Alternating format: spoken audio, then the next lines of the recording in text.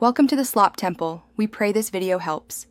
You need to begin with a few immediate checks so you can isolate the problem fast.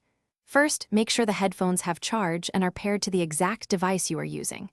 Then open Control Center or audio output on the device and confirm AirPods Max is selected. Adjust volume. Once done, toggle Bluetooth off and on to reset the radio. If you have a Lightning to 3.5mm adapter, plug in to test wired audio and rule out wireless issues. Now perform deeper actions to fix software or pairing glitches. Reset the AirPods Max by holding the noise control and digital crown for about 15 seconds until the LED flashes. This clears persistent faults.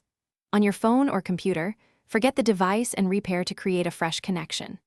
Test the headphones with a second device to separate source problems from headset faults.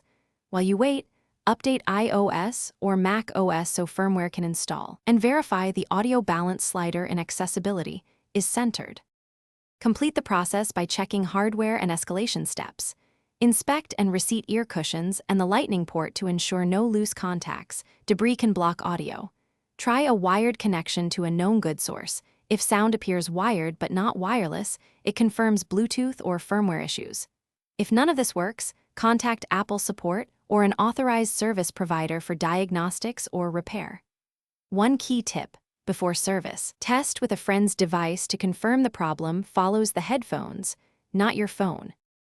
Thanks for watching. Consider subscribing if we helped you.